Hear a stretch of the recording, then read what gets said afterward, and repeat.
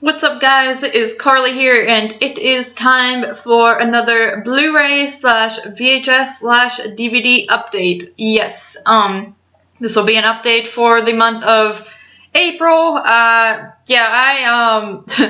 to-watch stack is just huge right now, and I also just ordered a bunch of stuff off of Second Spin because they had 41% off, so I'm gonna get even more stuff. So I have basically gotten out of hand, but told myself this would never happen, and it has happened. But you know, can't complain. I guess that is what happens when you are a collector of movies and you get overly excited anytime you see something and just have to buy it. So without further ado, here's the update. I will start with the VHS first because I don't have too many of them this time, but did find some at Goodwill just a few days ago. And to start off, we have a movie called Godsend. This is a movie that has Robert De Niro in it, and it's PG-13. And the reason I picked this up, I saw it at Goodwill, and I was actually kind of excited because I remember back in the day, a long time ago, my mom she rented this movie along with 1 Hour Photo, the thriller with Robin Williams, and we watched them back to back. And I remember back then we really didn't overly care for either of them too much, but ever since then I've wanted to revisit them because I have not seen them since. And Godsend, I don't own 1 Hour Photo, but Godsend is a movie that I didn't even know what the title of it was for the longest time. I just remembered that the plot had something to do with a little boy dies and then they make a clone of him or something strange like that. So it's definitely a movie that I have been curious to check out again to see if I actually like it or not, because it might have been one of those instances where I was just young and didn't really care for too many different subgenres of horror. So we will see. After that, we have Final Destination 2. Now, this is definitely, a movie I don't need on VHS. I like the cover, though, for this. But, not a movie that I necessarily need on VHS. You can find this on DVD pretty much anywhere. It's a pretty common franchise to find anywhere. But anytime Goodwill has horror movies out, I do like to buy them to show that they do sell, because I know the manager at my Goodwill, the reason he doesn't put certain stuff out is I've overheard him say, like, oh, that doesn't sell, cassettes don't sell. So if I do see horror movies on VHS, I will pick them up, even if they are very common. And I didn't own Final Destination 2. I only own Part 3, and even that is on a copy from an old rental store that I just never returned, and then the place went out of business, so it's not even a good copy. So, I am glad to own Part 2. I would like to check it out again because I do enjoy Part 2. And then, this is kind of out of order, but I also grabbed Final Destination Part 1. Once again, don't own this one. When I was younger, I did enjoy this, and I believe I've only seen 1, 2, and 3. I don't remember 3 at all, honestly, and 1 and 2 are ones that I've seen multiple times, and I do enjoy them, but I just never really took interest in finishing the franchise for whatever reason, but I will watch them eventually. Then lastly, for the VHS here, we have The Others. Might I say, kind of a, shitty, torn up copy of The Others, but either way, this is a movie that I've actually been wanting to rewatch for a while now. For some reason, it keeps getting brought up, and I keep thinking about it, and it's one that was on TV quite a bit when I was younger, and I just would always watch it. I remember back then I didn't really understand the story of it because I know it's kind of like a plot twist type of story, but I always found it to be kind of creepy. So this is definitely one that I do want to rewatch because I haven't seen it since I was a child, and I think I'll appreciate it even more now. Okay, now we're going to go on to the DVDs here. Don't have a whole lot, but, whatever. First up here, we actually have an Easter gift from my mother, and that is Death Wish, the original Death Wish, from when, I forget, this is 74. So, Death Wish, my mom, I told her that I went to see the remake in theaters, and she actually is familiar with these movies. She said her boyfriend back in the day really liked Charles Bronson, so she had seen all the movies, and she really enjoyed this movie. I have never seen any of the original films, so I am kind of honestly excited to check this out. It's definitely not horror, but, you know, it's more of a thriller type of film, so I still would, you know, kind of put it into my collection just because it's got the thriller categorization. But I am interested in checking this out because I actually did enjoy the remake. You know, some people had mixed feelings on it, but I did enjoy it, and I'm not really into the action thriller movies like that, but I don't really watch them a whole lot, so I think that's probably why I enjoyed the movie so much in theaters, because it did surprise me. I didn't think I was going to like it, but I really did, so I am looking forward to seeing this. I hear it's more brutal than the new one. Then we have Otis, which I just did a review on Body Bags. Definitely a great horror comedy. Got a lot of funny things going on in it, and pays respect to a lot of horror movies. You know, you get a feel for like the rape, revenge, and just kidnapping horror films. You can tell it's definitely playing some satire on those, so I found it to be pretty darn enjoyable. Don't hear a lot of people talk about this one, but I had heard it mentioned on a YouTube video or something and wanted to check it out, so I decided to pick it up. Then after that, we have 10 Cloverfield Lane. I did not buy this. My mom actually bought it for herself because she had wanted to check it out, and she, you know, asked me if I wanted it because she said she really enjoyed it, but it's probably not one that she would rewatch. And I said, yeah, what the heck, because last time I saw it was when I did see it in theaters, and I really enjoyed it. Besides like the final act, I thought it kind of went a little weak, but I thought it was a fantastic film, and John Goodman is just so creepy in this movie, so it is one that I did want to give another watch to.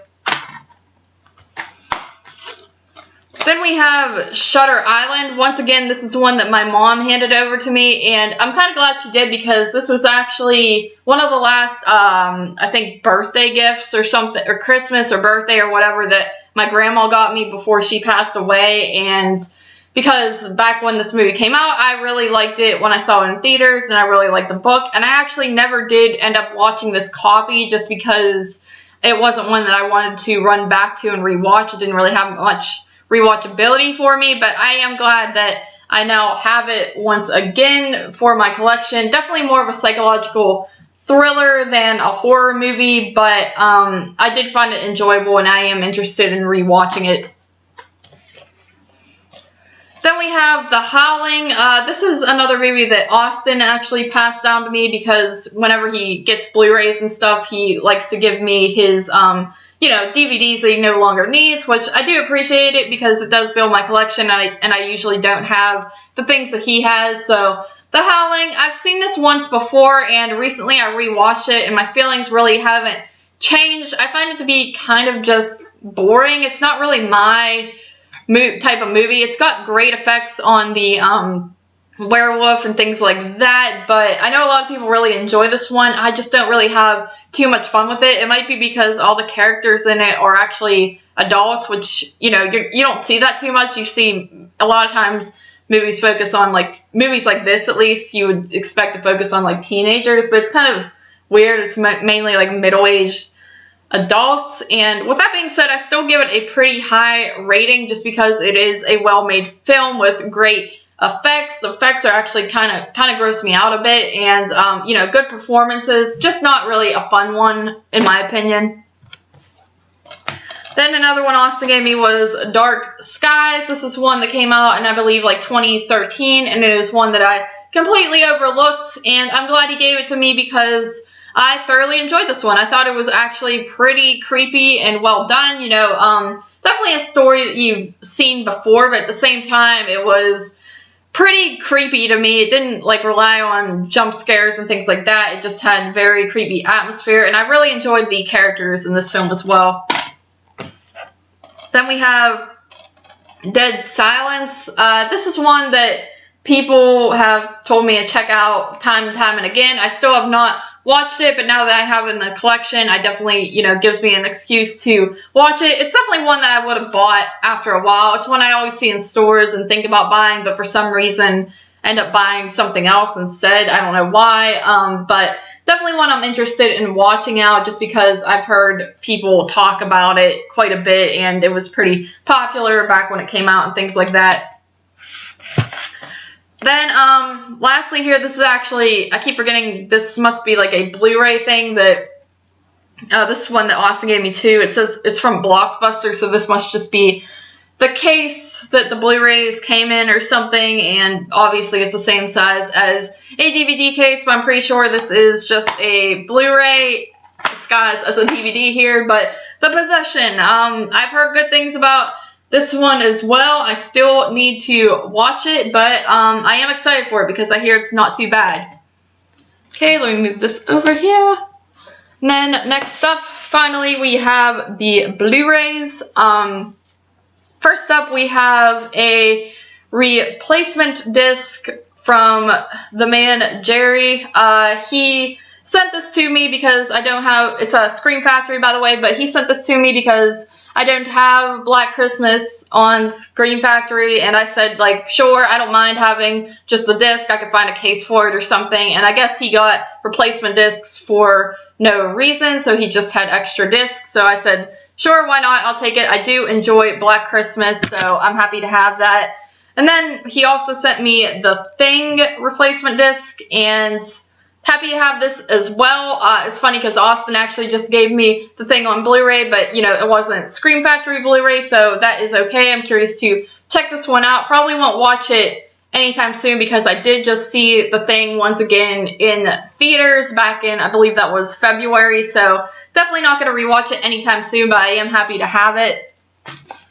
And then Jerry here also sent me Hatchet 3. This is one that we got in the horror pack, and I had mentioned that I did not have it on Blu-ray, but I do have it on DVD, so I did not mind getting it on Blu-ray. Well, actually, the reason that he got this and I did not is because that pack, something was wrong with my debit card, so my money did not go through, and I did not get that horror pack for that month, so I did not get a copy of Hatchet 3, and he already had one, I believe, so he decided to pass it on to me. Then he went ahead and gave me Nightbreed because it was my birthday back in March, and so he decided to throw in this out of the kindness of his heart, which I am pretty excited for because I've never seen this movie. I've heard pretty good things, and this is the Scream Factory edition, has a slipcover and everything like that, so I am pretty excited to finally check this one out. I really don't know too much about it either, but I believe I've heard good things, so I am excited for that one. Next up, we have a gift from Austin, which is the Psycho Complete 4-movie collection here. I am very, very excited to own this. This is not something that I would have probably bought myself just because, one, I'm cheap, and two, like, I had, you know, 3 of them. I already had all the Psycho movies, like, on DVD and VHS, so I probably would not have purchased this myself, but I am so grateful to have it as a gift, and I cannot wait to watch these, see how they look, and all that. And I'm happy to have, you know, all 4 of them in a thing because, you know, I had 3 of them on DVD and then 1 on VHS. So I have since passed on that DVD collection that I used to talk about to my mother and have this nice upgrade. So thank you to Austin. After that, we have another gift, but this time it is from Mr. JP, and that is the Friday the 13th 8-movie collection, which I am also quite excited for because I do love the first 8 Friday the 13th films. I can watch all of them. You know, obviously part like 7 and 8 really are not my favorites. When I was younger, I liked them quite a bit, but I've kind of grown apart from them. I don't think they're that great now, especially part 8 is not too solid whatsoever. But other than that, these are definitely all the, you know, original good movies in this franchise, and I am so excited to check these out again. I have not opened this yet or watched any of them, but I will get to them soon.